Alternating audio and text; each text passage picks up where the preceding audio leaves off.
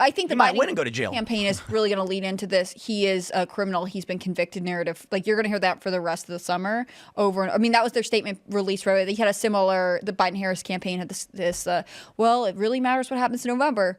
But anyways, the presumptive Republican nominee is a criminal. So that's interesting. Like, it's going to be insufferable. It's going to be unbearable. But on the other hand, I wonder how much more they have in them, right? Like, you have convicted Trump, you're going to put him in jail, and you still can't win the independent voters. In fact, it seems like you're driving the independent voters right into his arms. They took something from like before 2016 to turn it into a crime and retroactively make him a criminal. Right. This is Like, we two made him a elections ago. criminal. Right. Like, And it took place after he was already elected. that's crazy.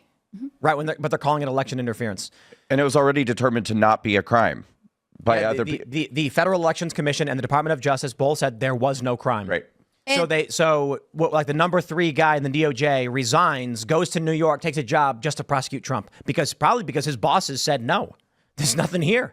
Right, because this has been turned down multiple times before. I mean, Trump was saying this when he was delivering remarks before today. This morning, he was saying, like, this isn't a crime, but even if it was, it should have been brought before 2019. But conveniently, they held off until we're in the middle of a presidential election. But they're also telling you it's not political. Like, how stupid do they think the American public, like even Americans who don't support Trump, at a certain point, you know this is political just given the timing. Right.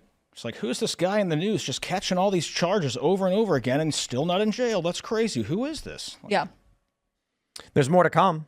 Obviously, it doesn't stop here. We've got the Georgia case. We got the documents case. Now, it seems like Judge Cannon, that's the documents case, right, Yeah, is actually basically pushing back on these corrupt Democrats like, no, you can't do these things.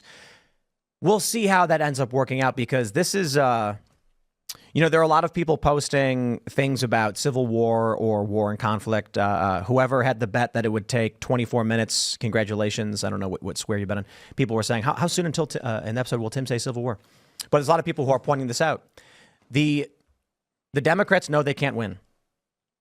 They're privately freaking out. There's Politico had the story just the other day. And so they're just going to try and stop Trump in any way imaginable. They're on TV smiling and laughing, saying, this is how we win.